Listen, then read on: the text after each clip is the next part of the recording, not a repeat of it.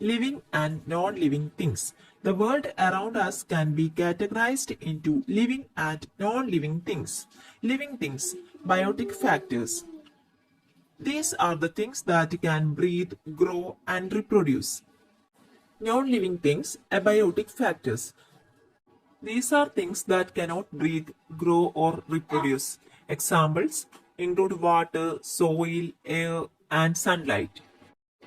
Our planet is full of diverse living things, from tiny insects to large elephants. Living things require special place to live in nature. Ecosystems. These are places where living things reside. Ecosystem and adaptations. Every living organism needs a specific place to live, where they can find food and water. This place is called an ecosystem or a habitat. Adaptations. This is any body features that helps an organism survive in its environment. Which organisms did you see in the pond? Water lilies, various aquatic plants, mosses, fallen leaves, fish, frogs, tadpoles, crabs, snails, and water snakes. Which organisms lived on the tree? Birds, squirrels, chameleon, spiders, and ants lived in the tree. Do all organisms need a place to live? Yes, every living thing requires a place to live where they can obtain food, water, and shelter.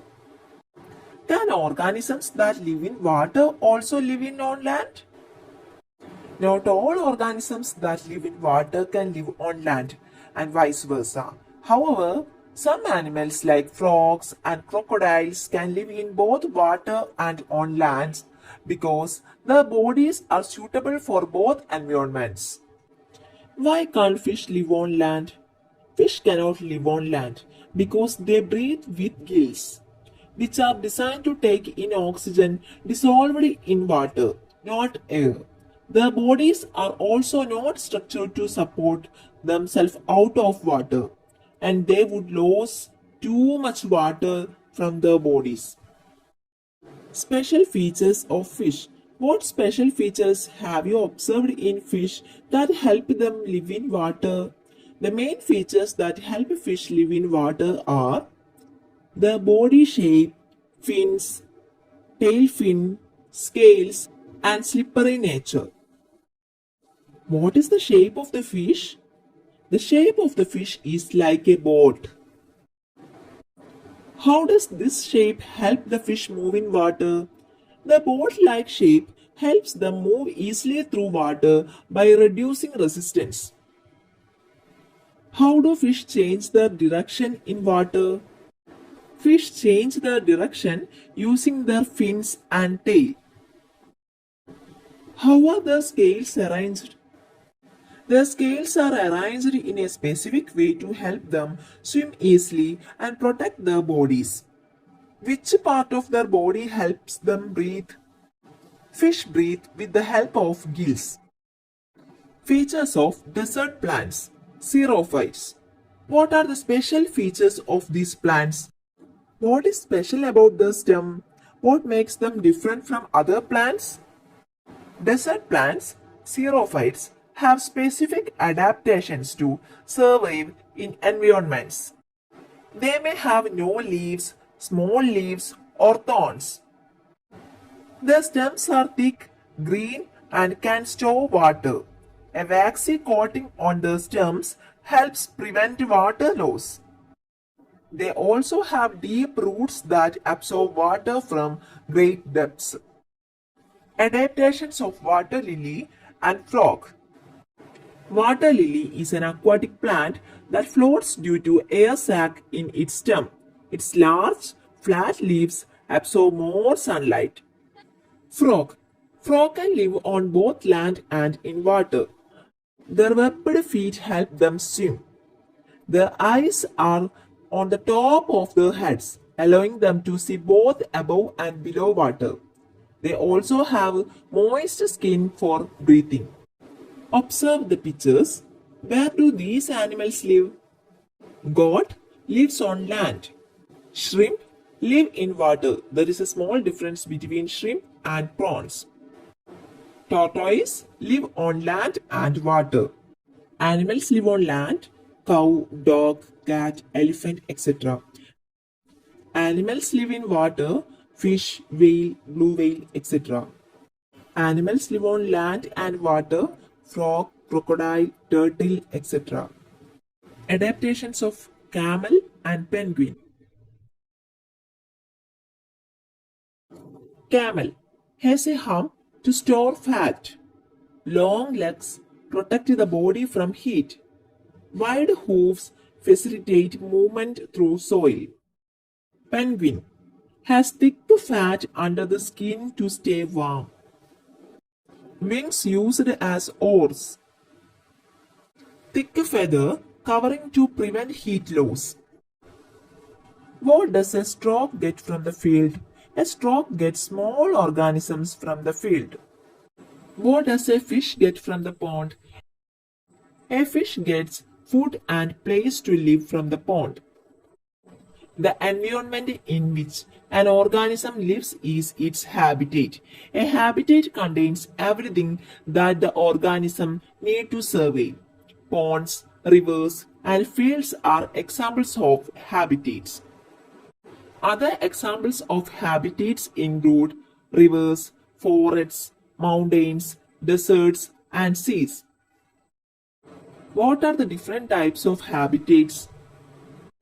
What are the different types of habitats? The picture shows various habitats like mountains, forests, deserts, rivers, and oceans. A field is a habitat. It has many living and non-living things in it. Which are they? Discuss and write.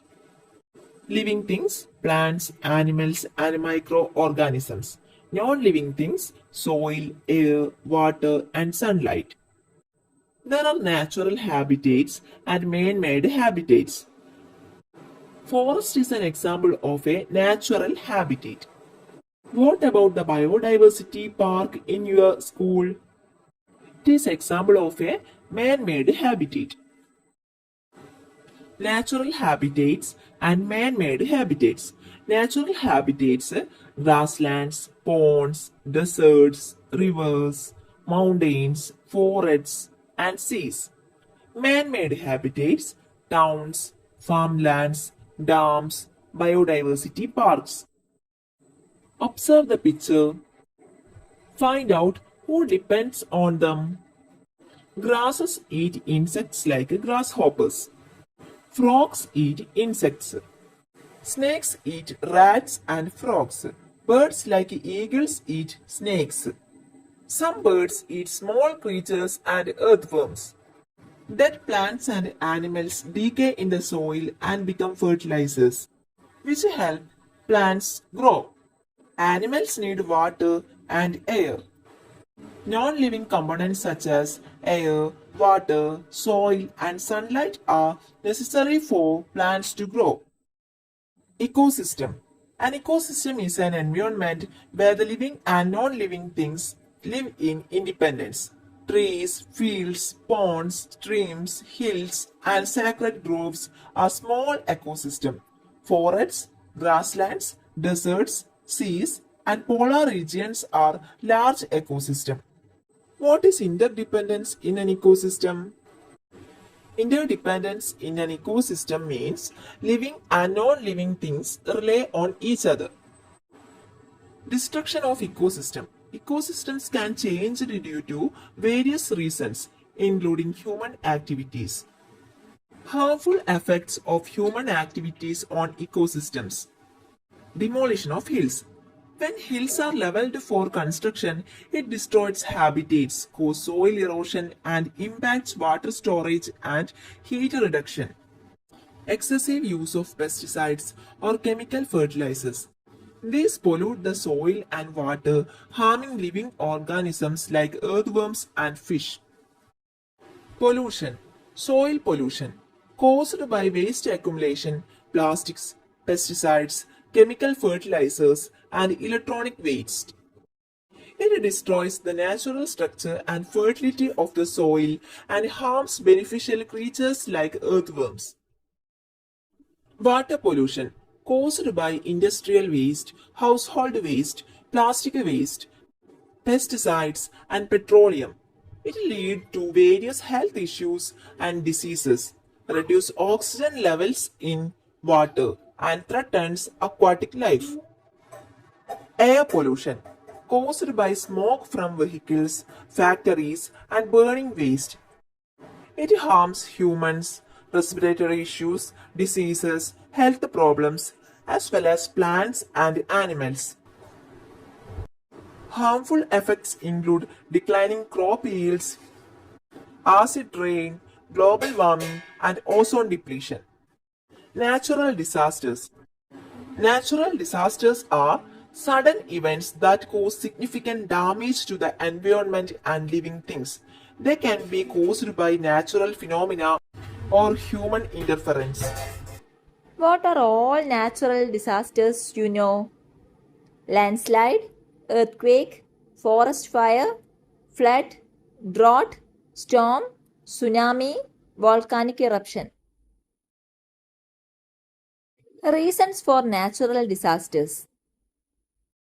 Earthquakes are caused by the movement of the earth's layers. Too much rain can cause floods. Insufficient rainfall leads to drought. Storms are caused by changes in the atmosphere. Landslides are caused by soil washing away on hillsides. Tsunamis are caused by earthquakes or volcanic eruptions under the sea. Volcanic eruptions are caused by heat inside the earth. Observe the collage given below. These warnings are about severe rain and flood alerts. What precautions should be taken if a flood warning is received? Know the possible dangers in disaster-prone areas. Understand the precautions for each type of disaster. Keep emergency phone numbers handy. Prepare a kit with essential items: food, water, medicine, flashlight, whistle, etc. Pay attention to warnings and follow authorities' instructions. Secure your home by cutting down unstable trees and securing cables.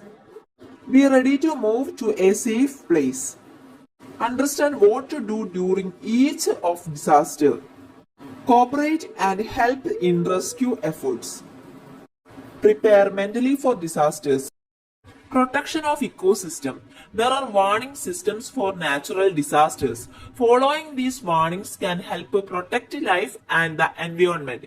Ecosystem provide food and habitat for countless organisms and form the basis of life and diversity. Protecting them is our duty. We should participate in activities that protect the ecosystem. What can we do for nature conservation, afforestation, creating a flower garden, proper treatment of waste and conservation of water, reducing the use of plastic materials, making environmental conservation a habit, creating a medicinal plant garden, increasing environmental awareness, creating an eco park, using paper bags and ink pens, creating awareness through posters and leaflets.